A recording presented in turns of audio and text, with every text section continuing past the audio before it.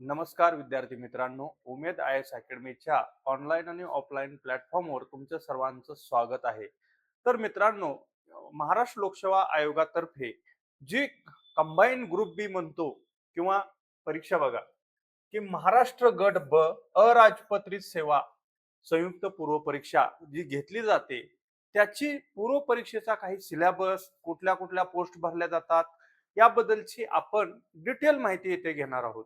तर मित्रांनो, हे पहा, की Maharashtra group B non gazetted service combined preliminary exam, ह्या एक्झामची रूपरेषा कशी असते बघा.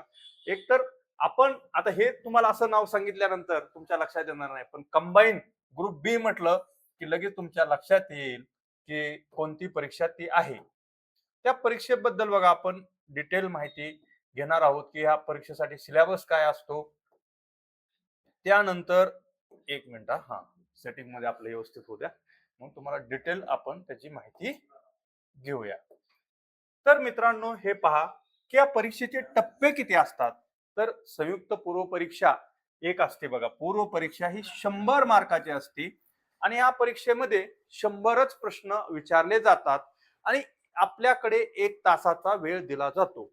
तर बघा हे, आणि संयुक्त मुख्य परीक्षा ही 400 गुणांची असून त्याच्यामध्ये 2 पेपर असतात आणि प्रत्येक पेपर हा 100 प्रश्न असतात आणि प्रत्येक प्रश्नाला 2 मार्क असतात.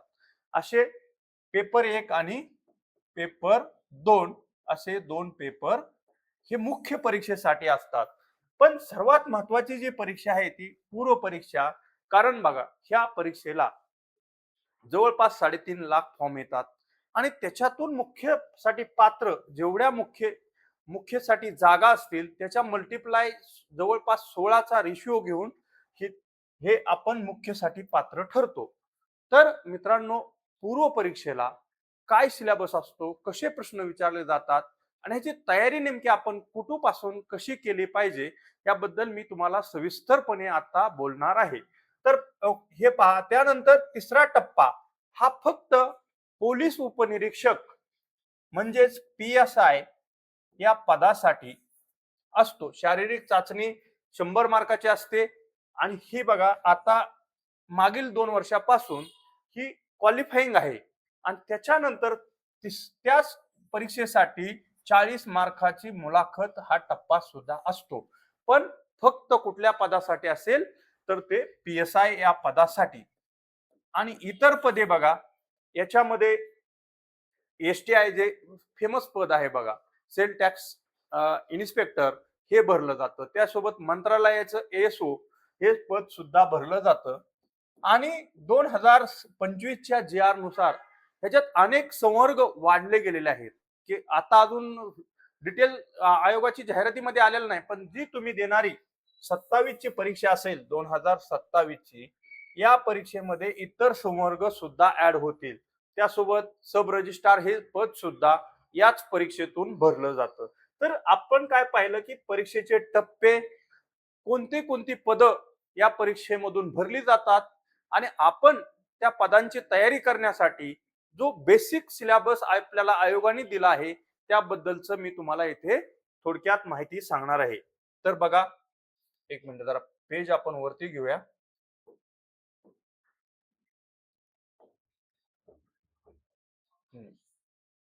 पेन, अरे,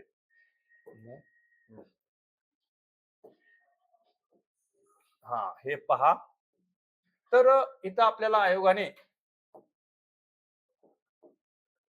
याबद्दलचं बघा, प्रश्नपत्रिका एक, जी पूर्व परीक्षेची प्रश्नपत्रिका आहे त्याबद्दलची माहिती डिटेल मध्ये दिलेलं आहे. सामान्य क्षमता चाचणी असं त्या विषयाचं नाव आहे.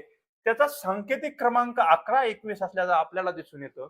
त्यानंतर यात 100 प्रश्न विचारले जातात, एकूण गुण सुद्धा 100 असतात आणि दर्जा हा पदवीचा आहे. त्यानंतर पेपरचं माध्यम बघा, मराठी आणि इंग्रजी ह्या दोन्ही भाषेमध्ये हा पेपर येत असल्याचं आपल्याला दिसून येतं. परीक्षेचा कालावधी किती असतो? 1 तास. आणि परीक्षेचे स्वरूप वस्तुनिष्ठ म्हणजेच ऑब्जेक्टिव्ह स्वरूपाची परीक्षा आहे, की 4 पर्याय दिले जातात आणि त्यातला एक अचूक पर्याय आपल्याला निवडायचा असतो. अशा प्रकारे परीक्षा किती मार्काची आहे? ते आपण पाहिलं. त्याच्यानंतर कुठली पदं या परीक्षेमधून भरली जातात ते सुद्धा पाहिलं आणि किती टप्पे असतात ह्या 3 गोष्टी आपण पाहिलेल्या आहेत. तर मित्रांनो, त्याच्या पुढचा महत्वाचा टप्पा म्हणजे आपल्याला आयोगाने सिलेबस काय दिलेला आहे आणि त्या प्रत्येक पॉइंटवर किती प्रश्न विचारले जातात हे आपण इथे घेणार आहोत. तर बघा, तर नकारात्मक गुणाबद्दल सुद्धा आयोगाने आपल्याला इथे तरतूद केलेली आहे. तर आयोग सांगतं की प्रत्येक चुकीच्या उत्तराला 25% म्हणजेच 1/4 एवढे गुण एकूण गुणातून वजा केली जातील. म्हणजे बघा, 100 प्रश्न आहेत. जर तुम्ही 4 प्रश्नाची चुकीची उत्तरं दिली तर एका प्रश्नाचे गुण तुमचे कापले जाणार आहेत. म्हणजे या परीक्षेला निगेटिव्ह मार्किंग आहे, हे आपण लक्षात ठेवायचं आहे. तर 100 प्रश्न 1 तास हे गणित तुम्ही डोक्यात ठेवा आणि सोबत 1/4 निगेटिव्ह मार्किंग आहे, हे पण लक्षात घ्या. त्यानंतर बघा, एखाद्या प्रश्नाचे एकापेक्षा अधिक उत्तरे दिली असल्यास अथवा ज्या उमेदवाराने उत्तर पत्रिकेत पूर्ण वर्तुळ चिन्हांकित केले नसेल अशा प्रश्नाची उत्तरे चुकीची समजण्यात येतील. म्हणजे आयोगाला आपल्याला हा मेसेज द्यायचा आहे इथून की तुम्ही एका प्रश्नाचं एकच उत्तर द्यायचं आहे. योग्य प्रकारे प्रश्न उत्तर पत्रिकेवर आपल्याला ते गोळे भरायचे आहेत. म्हणजेच 1 2 3 4 पर्यायापैकी एक पर्याय निवडून गोल करायचा आहे आणि तो कशा प्रकारे पूर्णपणे व्यवस्थित गोल केलेला असेल तरच तुम्हाला गुणदान म्हणजे मार्क दिली जातील, असं आयोगाचा तुम्हाला संदेश आहे इथून, ती आपण लक्षात ठेवायचं आहे. त्यानंतर बघा, वरील कार्यपद्धती अवलंब करताना एकूण गुणांची बेरीज अपूर्णांकात आली तरीही ती अपूर्णांकातच राहील असं सुद्धा आयोग म्हणतं. म्हणजे आपला जो कट ऑफ लागणार आहे तर 51.50 किंवा 51.75 असा सुद्धा लागणार आहे. कारण होल नंबर किंवा पूर्ण अंकात तो नंबर असं केलं जाणार नाही की पॉइंट मध्ये आपला कट ऑफ लागणार आहे. त्यामुळे लक्षात घ्या, पूर्व परीक्षेचं महत्व मी तुम्हाला इतकं अत्यंत जास्त का आहे तर बघा, एक जर कट ऑफ 51.50 असेल आणि तुम्हाला 51.25 एवढी मार्क असतील तरी सुद्धा तुमचं मुख्यसाठी तुम्ही पात्र ठरत नाही आहात. त्याच्यामुळे पूर्व परीक्षा ही खूप महत्वाची आहे आणि बेसिक फाउंडेशन म्हणता येईल ना, परीक्षेचं फाउंडेशन आपल्याला पूर्व परीक्षा खूप चांगल्या प्रकारे पास व्हायचं आहे, मगच आपण मुख्य परीक्षेला पात्र ठरता, हे तुम्ही डोक्यामध्ये ठेवलं पाहिजे. त्यानंतर एखाद्या प्रश्नाचे उत्तर अनुत्तरने जर तुम्ही उत्तर दिलं नाही तर त्याच्या फक्त तुम्हाला त्याची मार्क मिळणार नाहीत आणि दुसरी गोष्ट असं होईल की त्याची निगेटिव्ह मार्किंग केली जाणार नाही. हे आयोगाने आपल्याला सूचना दिलेल्या आहेत ह्या पेपर बद्दल. त्यानंतर ऍक्च्युअल अभ्यासक्रम काय आहे ते आता आपण पाहूया.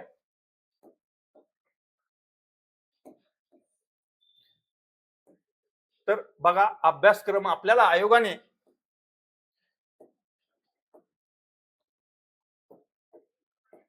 एका पेज मध्ये पूर्ण आपल्याला अभ्यासक्रम आयोगाने दिलेला आहे. त्यामुळे या परीक्षेची तयारी करताना आपल्याला क्लासचं मार्गदर्शन घेणं गरजेचं राहतं. कारण एवढा सिलेबस वाचून आपल्याला काही समजतंय का बघा. त्यासाठी फाउंडेशन बॅच असतील त्या करणं आणि पूर्व परीक्षा पास होणं हे खूप महत्वाचं आहे. तर चला, अभ्यासक्रम काय काय आहे आपण इथे पाहूया. तर बघा, अभ्यासक्रम आणि त्यातले विषय असं आयोगाने मेन्शन केलेलं आहे. पहिलंच बघा, आयोग काय सांगते आपल्याला की सामान्य क्षमता चाचणी असं हे आपल्या पेपरचं नाव आहे. त्याच्यामध्ये पहिलंच बघा, 1 नंबरला इतिहास हा विषय आपल्याला आयोगाने दिलेला आहे आणि त्या इतिहासामध्ये 10 मार्कासाठी आपल्याला 10 प्रश्न हे ते विचारले जात असतात. आपण 2023 पासून ह्या सिलेबस नवीन आलेला आहे आणि त्याच्यावरती प्रश्न कसे विचारले जातात बघा. इतिहास प्रश्नाचे आणि मेन्शन काय सिलेबस मध्ये केलंय, आधुनिक भारताचा विशेष महाराष्ट्राचा इतिहास, एवढंच एका 4 शब्दामध्ये इतिहासाबद्दलचा सिलेबस आयोगाने दिलेला आहे. त्यामुळे उमेद अकॅडमीने बघा पूर्ण सिलेबस डिकोड केलेला आहे. आपल्याकडे त्या संबंधीच्या फाउंडेशन बॅच आहेत. 2027 साठी तुम्ही तयारी करत असाल तर नक्की याचा फायदा घ्या. कारण आम्ही ही टीम आहे उमेदची, ती खूप सिलेबस डिकोड केलेला आहे. पीवायक्यू ची चिरफाड म्हणता येईल त्याप्रमाणे केलेली आहे. त्याच्यामुळं इतिहासात बघा, आधुनिक भारताचा विशेष महाराष्ट्राचा इतिहास ह्याच्याबद्दलच्या आपल्याकडे जवळपास 150 शब्दात 150 पेजेसच्या नोट्स सुद्धा अवेलेबल आहेत. त्या खूप चांगल्या प्रकारे आपण केलेल्या आहेत आणि PYQ सुद्धा आपण खूप चांगले अनालिसिस करून नोट्स बनवलेले आहेत. त्याच्यामुळे इतिहासाला आपल्याला इथे खूप चांगले मार्क मिळू शकतात. त्यानंतर बघा भूगोलाचा सिलेबस आयोगाने काय मेन्शन केलेला आहे. तर भूगोलाचा आयोग म्हणतो महाराष्ट्राच्या भूगोलाच्या विशेष अभ्यासक्रमासह पृथ्वी जगातील विभाग, हवामान, अक्षांश, रेखांश, महाराष्ट्रातील जमिनींचे प्रकार, पर्जन्यमान, प्रमुख पिके, शहरे, नद्या, उद्योगधंदे असा सिलेबस मेन्शन केलेला आहे. याच्यावरती पण आपल्याला 10 प्रश्न विचारले जाणार आहेत. बघा, तर महाराष्ट्राच्या भूगोलाबद्दल पुस्तकं कुठली वाचावीत, त्या ते कुठली पुस्तकं रेफर केली पाहिजेत, नोट्स कुठल्या कशा बनवल्या पाहिजे, ह्याचं सुद्धा आपण डिटेल अनालिसिस ह्या युट्यूबच्या माध्यमातून तुमच्यापर्यंत पोचवतच राहणार आहोत आणि त्याचा तुम्ही नक्की फायदा घ्या. त्याच्यानंतर बघा, पृथ्वी जगातील हे म्हणजे जे आपले स्टेट बोर्डची पुस्तकं असतात बघा मित्रांनो, 5वी ते 12वी पर्यंत किंवा 10वी पर्यंतचे हे बेसिक आहे आणि हे बेसिक करण्यासाठी तुम्हाला एका मेंटॉरची गरज राहणार आहे आणि ती तुम्ही योग्य मार्गदर्शनाखाली जर केलं तर नक्की पूर्वपरीक्षा तुम्ही पास होत असता. त्यानंतर बघा, अर्थव्यवस्था या टॉपिक बद्दल सिलेबस काय आयोगाने दिलेला आहे. तर अर्थव्यवस्थेबद्दल बघा, राष्ट्रीय उत्पन्न, शेती, उद्योग, परकीय व्यापार, बँकिंग, लोकसंख्या, दारिद्र्य, बेरोजगारी, मुद्रा आणि राजकोषीय नीती इत्यादी आणि शासकीय अर्थव्यवस्था, अर्थसंकल्प, लेखापरीक्षण इत्यादीचा समावेश आपल्या सिलेबस मध्ये केलेला आहे. तर या टॉपिकवर सुद्धा आयोग आपल्याला 15 प्रश्न विचारत असतो. यामध्ये करंटच्या रिलेटेड योजना असतील, आपलं महाराष्ट्राचं बजेट असेल, भारताचं बजेट असेल, याच्या संबंधी आणि पंचवार्षिक योजना असतील किंवा शेती संबंधीच्या योजना असतील, यावरती प्रश्न येत असतात आणि ते खूप चांगल्या प्रकारे बेसिक कन्सेप्ट तुमच्या इथे चांगला असणं गरजेचं आहे. बघा, बेसिक, आणि हे क्लिअर करण्यासाठी तुम्हाला योग्य पुस्तकं वाचणं सुद्धा गरजेचं आहे. कारण स्पर्धा परीक्षेचा अभ्यास करताना बघा, 2 वर्ष जर आपल्याला सिलेबसच कळत नसेल आणि सिलेबस आपण स्वतः डिकोड करायचा असेल तर आपल्याला कमीत कमी 2 वर्ष लागतात आणि तो 2 वर्ष आपल्या आयुष्यातील मौल्यवान वेळ निघून जातो. त्याच्यामुळं तुम्ही अभ्यास जेव्हा सुरू कराल तेव्हा योग्य मार्गदर्शन तुम्हाला मिळणं ही तुम्हाला गरज आहे. अशा प्रकारे अर्थव्यवस्थेचा सिलेबस आपल्याला आयोगाने मेन्शन केलेला आहे. त्यानंतर बघा, चालू घडामोडी या टॉपिक वरती सुद्धा 15 प्रश्न आपल्याला आयोग विचारत असतो. आणि बघा, चालू घडामोडीमध्ये तर काय मेन्शन केलंय, जागतिक तसेच महाराष्ट्रासह भारतीय एवढाच सिलेबस मेन्शन केलेला आहे की जागतिक चालू घडामोडी विचारेल, महाराष्ट्रातील चालू घडामोडी विचारल्या जातील, एवढं आपल्याला आयोगाने सांगितलं आहे. त्याच्यामुळं त्याच्याबद्दलच डेली उमेद IAS अकॅडमीचं बघा, डेली करंटचं लेक्चर तुम्हाला आहे, कसं वाचावं त्या लेक्चरमध्ये तुम्हाला रोज सांगितलं जातं की येणाऱ्या परीक्षेमध्ये कसे प्रश्न विचारले जातील किंवा आजचा पेपर तुम्ही कसा वाचला पाहिजे.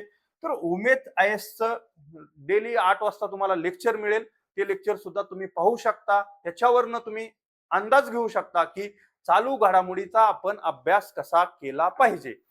त्यानंतर बघा, राज्यशास्त्र बघा 5व्या क्रमांकावर, ह्यावर सुद्धा 15 प्रश्न येतात आणि आयोगाने फक्त एका शब्दात सांगितलं आहे की तुम्हाला 15 प्रश्न आम्ही राज्यशास्त्र या विषयावरती विचारू. तर आपण काय केलं पाहिजे की PYQ कसे अनालिसिस करायचे हे शिकून घेतलं पाहिजे. त्याच्यानंतर ते PYQ आपण डिकोड केल्यानंतर कुठली पुस्तक बेसिक वाचलं पाहिजे, आधी नोट्स न काढता कुठलं पुस्तक वाचलं पाहिजे, ह्या गोष्टी सर्व आपल्याला करायच्या आहेत. त्यानंतर बघा, सामान्य विज्ञानमध्ये भौतिकशास्त्र, रसायनशास्त्र, प्राणीशास्त्र, वनस्पतीशास्त्र आणि आरोग्यशास्त्र यांचा समावेश केलेला आहे. ही गोष्ट तुम्ही इथे लक्षात ठेवा. याच्यावरती पण 15 प्रश्न आपल्याला विचारले जातात. त्यानंतर सगळ्यात महत्वाचा जो टॉपिक आहे बघा, अंकगणित आणि बुद्धिमत्ता चाचणी, ह्याच्यावरती 10 आणि ह्याच्यावरती 10 असे 20 प्रश्न यावर विचारतात. त्याच्यामध्ये काय, बेरीज, वजाबाकी, गुणाकार, भागाकार, दशांश, अपूर्णांक व टक्केवारी, बुद्धिमापन मध्ये उमेदवार किती लवकर अचूकपणे विचार करू शकतो हे आजमावण्याचे प्रश्न, असा आयोगाने आपल्याला संपूर्ण आपल्या पूर्व परीक्षा ग्रुप बी च्या एका पानामध्ये सिलेबस दिलेला आहे.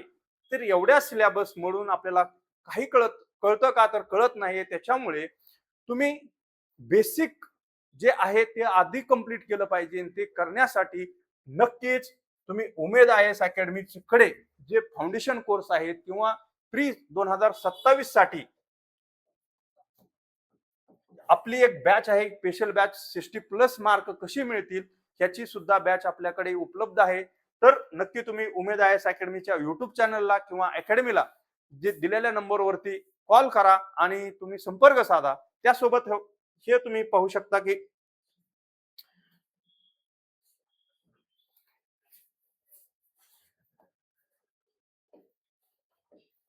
तर उमेद IAS अकॅडमीचे ह्या बॅचेस आहेत आपल्यासाठी खूप म्हणजे एक्सपर्ट लोक आहेत बघा की यांनी परीक्षा दिलेल्या आहेत. मी स्वतः आहे, शेखर सर आहेत, प्रफुल्ल कुमार सर आहेत, की अशा प्रकारच्या बॅचेस आम्ही फाउंडेशन पासून तुम्हाला नक्कीच तुमचा पूर्व परीक्षेचा जो टप्पा आहे तो पूर्ण करण्यासाठी नक्की मदत करू. आणि त्यासोबतच तुमचं ध्येय गाठण्याकडे तुम्हाला जी वाटचाल करायची आहे किंवा तुमचा मार्ग भरकटलेला असेल तर नक्की तुम्ही उमेद IAS अकॅडमीच्या ह्या प्रवासामध्ये सामील व्हा आणि नक्की तुम्हाला योग्य मार्गदर्शन देण्याची आम्ही हमी देतो.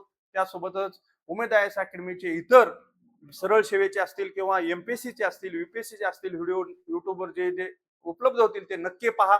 आणि तुमच्या काही जरी समस्या असल्या तरी दिलेल्या 2 नंबरवरती तुम्ही संपर्क साधा. तुमच्या शंकांचं नक्की आम्ही निरसन करण्याचा प्रयत्न करू. आणि उमेद IAS अकॅडमीच्या युट्यूब चॅनलला लाईक करा, शेअर करा, सबस्क्राईब करा. तोपर्यंत थांबतो मित्रांनो. धन्यवाद.